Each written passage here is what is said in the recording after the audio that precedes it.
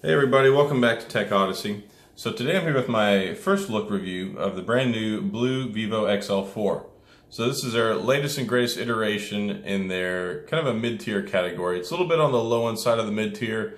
It does have a 720p resolution, but it does have some other things going for it. It's got 3 gigabytes of RAM. It's got the Mediatek Helio P22 processor, which clocks in at up to 2 gigahertz. So it has a couple of things going for it that make it a solid offering in the upper low tier, low mid tier category, and it's got an introductory price for a limited time of $99.99.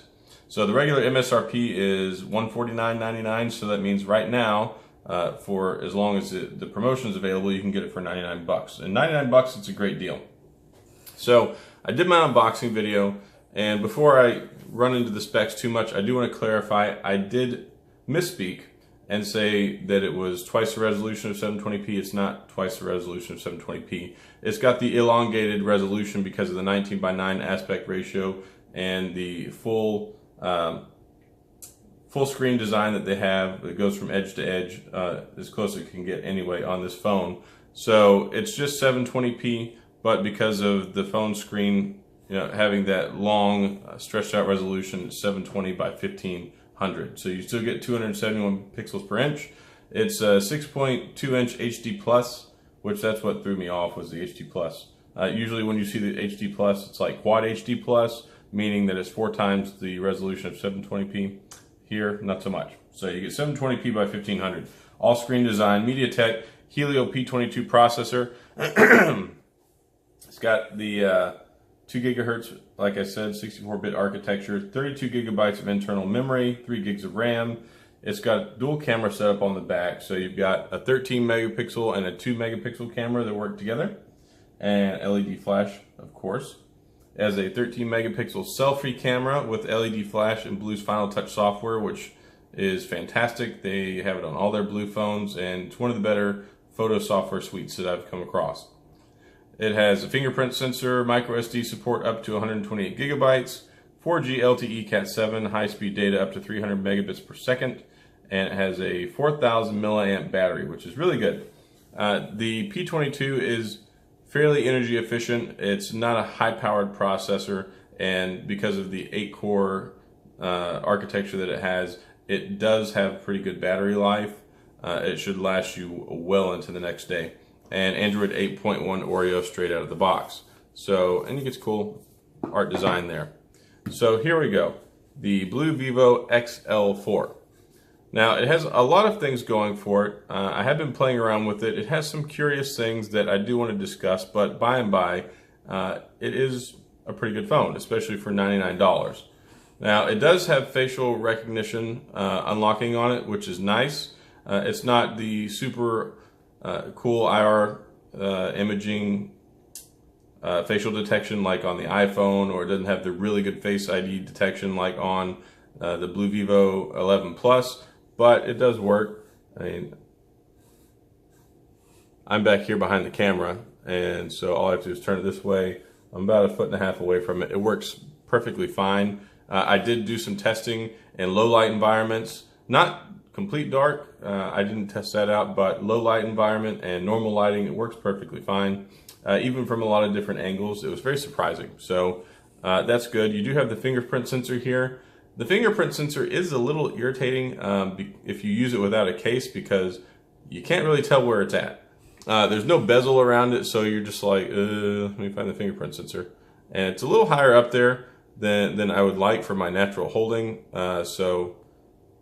But it does work. It's pretty quick, so I don't really have any issues with it other than just kind of hard to find. Now they did do a little bit of a design change here. It looks very much like kind of a shrunk down iPhone camera with that vertical stack and the LED flash underneath it, but not bad at all. It's got an 80% screen to body ratio, which is really good. It has, of course, you can see up at the top there, it has the notch. That does allow the screen to stretch out a little bit farther because it indents in versus having a chin and a forehead and all that good stuff on the screen. So it does stretch up there. I really kind of think of it as more of a second screen which is what LG tried to do with their phones for a long time, the whole second screen thing, especially when they moved over. The V10 did have a dedicated second screen. The V20, a little bit different, and then they kind of, with the G7 and onward, they kind of melded it in and used this area up top. And one thing you can do with this, if you go into the settings, you can make the notch go away. So you swipe down in the top left corner, you can leave this notification on here. It says switch screen display area. You can have it where it continues to remind you or not. And then it'll change it, and it just cuts the screen down to where it's not using the notch area up top. So then you have, you know, the bezels on the top and the bottom. So if you want that more bezel-less look and the notch design, which is what everyone's going for nowadays, you can easily do that and leave that there, ta-da. Or you can change it if you don't want to deal with it. So there you go. So, and whenever you have it in the don't let you know mode, you can change it back and forth very easily. I do like to leave it there because I have a bad habit of trying to swipe down from this side to get my notifications. And if you have this feature enabled, you can only swipe from, you know, kind of here over. So there you go. As far as the interface, it's pretty much bare bones Android 8.0 Oreo, 8.1 Oreo, which I like. You do have the Google Assistant feed over here. You can see that it's pretty quick as far as switching back and forth between the screens. It has an app drawer. I'm a big fan of app drawers, so this is cool. If you swipe down, you got to swipe down from up here to get to the quick settings menu. If you swipe down, you can expand it out some, go from left to right. They changed things up a little bit with the quick settings menu. They've got extreme mode. And extreme mode is like extreme battery mode. So it says the standby time can last up to right now 263 hours. Only essential apps and those selected by you can be used. Use the minimal desktop. So you got that going for you. And you can adjust in here for desktop settings as well. Desktop loop, notification dots, quick screen, quick gesture. So there you go. So it's kind of neat. You can go in here and mess with it, arrange, clean up, wallpaper, change all sorts of stuff from in there. Now, one thing that they did do is kind of weird. You can double tap while the screen is on to turn it off, but you can't double tap to turn it back on. So I don't really know why they did that. And they even have a little menu thing whenever you first turn the phone on. It's like, oh, double tap to turn off the screen. But they don't have it to turn the screen back on. So turn off, yes, turn off, no. And I am a big fan of tap to wake. And I wish they would have left that in here. So a little bit more in here. You can fire the flashlight up, airplane mode, do not disturb mode. You can mess with Bluetooth, Wi-Fi. Auto rotate is already enabled along with location. Screen recorder, which is kind of neat. You can record video on your screen. So if you're one of those people who wants to share your videos and your games, so if you want to do make video clips while you're playing games, this is a really nice feature that's built in. So I do like that. They've done some pretty nifty things with the device. There we go. Get rid of that. So it has Duo, the Play Store, the full complement of Google stuff built in. The sound quality is actually pretty decent on here. I have found that it's not that bad. Usually in the lower end Blue model phones, the sound is not that great. It does have the one speaker on the bottom backside over here. So I think that it works pretty well, and I have mentioned in the past that I'm a fan of the sound coming out of the back because, one, you're not covering it up with your hand whenever you're holding it like this, but if you do have your hand wrapped around it and you're using it in like widescreen mode like this, it does kind of fire off your hand, you know, back towards the front, so you get a pretty decent sound experience there. But it does have the micro USB charging cable on the bottom. You do have your 3.5mm headphone jack plug-in on the top here, which is good to go. You have your volume rockers and your power button over here on the right hand side, and then nothing on the left. It does have the built-in Google Assistant, so you can say, okay Google. Now, I don't have my voice match set up there, but you can say, okay Google. Go ahead and agree. All right, it can recognize your voice. You're all set, good to go. Say, okay, Google, what's the temperature outside? Wow. my Google Assistant in the other room is picking up my voice. Okay, Google, what's the temperature outside? Pasadena, it's currently 47. There we go. So, very cool. If you like that, of course, you have to be careful whenever you're using the words O and K and Google at the same time. So it's very smart. They picked it up anyway. So that's nice. There are some curious performance issues whenever it comes to games. Now, multitasking it seems to be okay with. Make sure you clean it out the memory if you're going to be running a whole bunch of things all at once, because that can bog it down. Running Alto's Odyssey and running Boom Beach, they're actually a little on the choppy side. And it's very surprising because I did get World of Warships on here and it actually runs good. So I'll go ahead and let you watch it start up, and it does stutter a little bit whenever it's trying to do things. It'll run smooth for a second, then be a little choppy, and I don't know if that's just because it's not optimized for the GPU that's in here or what, but you'll get to see more whenever I'm playing here in a minute. It'll just stutter every once in a while, and it should have plenty of the processing power to run it. I think it's just because the software is not optimized for the GPU. All right, so here we go. Here comes Alto. And you know, if you're watching, like it's not 100% smooth whenever you're playing. Now, I mean, it's very playable, unless you know there's something exciting going on and you worry about it freezing or stuttering at the wrong point in time. But it's like as you're going, it's like fine, fine, fine, stutter, fine, fine, fine, stutter. So you go ahead and turn the volume up. So they'll give you an idea of the sound. It does have a decent sound experience. I think that it's good. The LCD looks good. The color saturation I think is fine. It does have a little bit of trouble whenever you can see here with like, it doesn't like putting a lot of blues on here all at the same time, especially whenever there's varying brightnesses for the different levels of brightness for the blues and the colors. And that's the only saturation issue that I've noticed is when it comes to that. But overall, you can use it for gaming. You're going to be surprised though, because I'm going to go ahead and fire up World of Warships, or Warships Blitz is what they call it on the phone. I even tested out PUBG. PUBG on low settings works perfectly fine. So it's very curious to me that Warships Blitz and PUBG work, but Alto it seems to have issues with. And also on Boom Beach. Boom Beach, it does kind of stutter a little bit on that too, especially when you've got a lot of stuff going on. You're firing like a rocket barrage, and you've got troops landing on the beach. It does kind of slow down a little bit. So let's see if we can get into a game. And I know this is going to be a little bit longer than usual. Of course, my device reviews always run longer, which if you've watched many of them, you're probably used to that by now and wonder why I talk so much. But HQ just rewarded.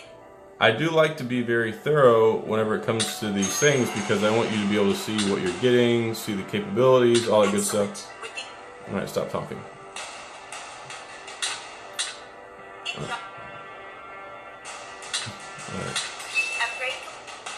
I just really want to just get, there we go. We're going to a game.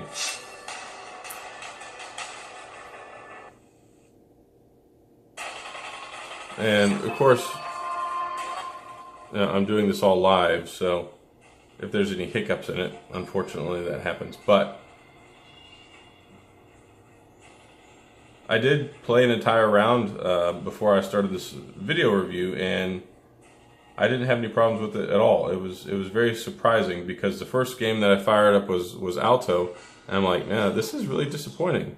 And then I decided, you know what, I'm gonna go ahead and turn on Warships anyway. But see, zoomed in, looking around, it's nice and smooth. I mean, really, there's no problems with it at all. See, there's a guy over there. So we'll go ahead and zoom in. Now, I'm gonna go ahead and shoot at him. So look, I mean, you can even see that I'm shooting and it's not slowing down.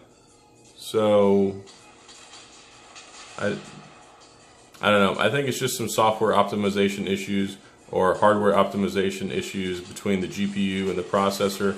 and also what the resolutions are scaled for. So there could be some things out of sync in between that. But as you can see, it works perfectly fine. I'm not going to start up PUBG just because it's going to take too long and there's other things I need to cover. So we have the camera here. The camera works perfectly fine. Ta-da! It is a little slow whenever you're looking at it here. So like I'm looking at it and it's on the selfie camera mode. Ta-da! Let you see the shutter speed. And the shutter speed is all right. And then you got the different modes: panorama, backlit, face beauty, video, night. And what I'm going to do is I'm going to take some pictures and I'll put them in my Instagram, and I'll go ahead and link those here later on. So you can do the group selfie mode, which is the cool thing. You go ahead and hit the photo button there. You pan it over this way, pan it over that way. There we go. Wait till you get the little green box. And then it creates this cool, well, that's not cool looking, but it is a panoramic wide lens view. So I will take some pictures and put the samples up, and I'll have those in the drop down here in the next day or two whenever I'm able to get some more pictures. So this is neat. And that's one thing with like the desktop thing that I was telling you about. If you want to get to the desktop settings, it just, by desktop, it means basically, you know, the home screen.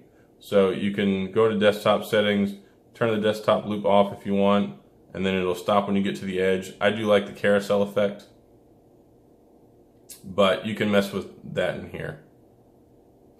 And you can also change the layout for how many icons it shows and some of the other stuff. It's kind of neat. Now, I do want to show you, I want to go into settings. They changed things up a little bit. Now, it does have reverse charge and OTG. So you can connect another device to it, and you can actually charge it with this. So you can siphon off the 4,000 milliamp battery and charge another device, which is cool. You've got screencast. Let me go into display settings. Now, in display settings, it has adaptive brightness, which will automatically adjust economic backlight so you can save power. The LCD effect, you can do more warm, you can do a cooler color, or you can leave it right here neutral in the middle. And then the switch area for the screen display, that's what I showed you earlier, where you swipe down in the top left corner. You can turn that on or off to where you can change it. Smart eye protection, what this is a blue light filter you can enable now. You can set it for a period of time, and then you can adjust how much, you know, for medium, high, how much blue light you want to filter out. And it's really good to use that at night, and ideally have it automatically come on my other devices. I have it come on at 10 o'clock, so that way when I'm laying in bed, I'll see the color shift, and it's like, okay, one, I know it's 10 o'clock, and then two, it's better for your eyes at night. It helps with falling asleep and all that good stuff too. So the settings stuff, there's not a ton of things here that's really worth noting, but if you switch over here to features, they went ahead and they made it like a second quick options menu. So you can go straight into front camera for portrait mode. You can do the group selfie mode. You can go into portrait effect for regular portrait mode. You can do power manager. You can go to face ID, and you can set your face ID up here. And really, like I said, it's just like a quick settings menu. New navigation mode. You can change things up so you can make it more gesture based. It's not so much true gesture based like you get in Android 9.0 Oreo Pie, but what you can do is you can make it where these buttons are not down here, and then what you'll do is you'll just swipe up where the buttons would normally be. You can change the button layout where you have the menu button and the back button reversed, which some people like to do. I like my back button on the left hand side because I'm going backwards, it's on the left, it's intuitive. But you can hide the buttons, which is another option. Ta-da, they're gone.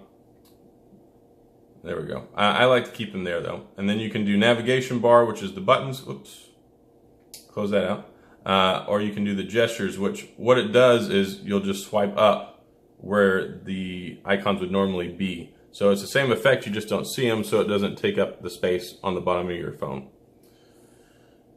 Okay, I'm trying to see if I'm missing anything. The form factor on the phone is actually really good. It's very thin. It's a very, very thin phone. You do have that 80% screen to body ratio that it's got going for it, 19:9 aspect ratio, 440 nits of brightness, which is actually pretty darn good. But it's very sleek. It does surprisingly have a decent amount of power. It has the portrait mode, which is something that everybody wants in the phones nowadays. 8.1 Oreo. It has a lot of good things going for it that I think is very much worth $100. I mean, talking a 6.2 LCD screen. Yes, it is the 720p. They're saying HD plus. That's just because of the aspect ratio and how everything is. But with the overall pixels per inch and the good quality sound that it's got, I think it's a great buy for $100. I mean, you're talking $99. I don't know what else out there really that's going to compete with all the things it has going for it. Now, I'm hoping maybe with some future software optimizations, you'll get a more consistent performance when it comes to the gaming. But you can see that it has the power, because if it didn't have the power, it wouldn't run Warships Blitz. But then you look at, like I said, you look at TechOdyssey and it kind of stutters and it has a little bit of trouble with that. So I'm hoping that'll get fixed with the software update in the future. They're supposed to be more committed to software and security updates, so this is a launch product. Maybe one of the ones, this is a review device, so maybe whenever they get some initial software optimization for the phone once it gets out, they'll clean some of that stuff up. But for now, it is usable in most games from what I can tell, but it does seem to excel in some versus others, so that's definitely something that I believe is on the software side. Otherwise, I think it's a good phone. You're not going to be able to play Fortnite with it because it's not one of the devices that's compatible with it. Fortnite, even though you have a phone that may have a phone that has the specs that will technically run it, if they don't make it available as a supported device, then you can't run it. And this is not a supported device for Fortnite. But it will work with PUBG. So if you want to play PUBG, works perfectly fine. If you want to play Warship Blitz, works perfectly fine.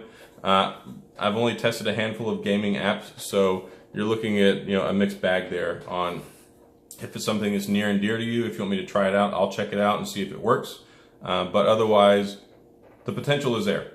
So anyway, I'm not sure how long this introductory offer is going to be available, but at the current $99, it's a great buy. At $150, it's still a good buy. I think it has some things going for it that's better than like the Moto E4 series and some other ones that have the lower level Snapdragons, but even when you look at those, I think this one has more features. So solid phone, solid price, another good device that I think that BLU has made here in their new lineup, and that's about all I got. So if you have any questions or comments, please feel free to leave them down in the comments section.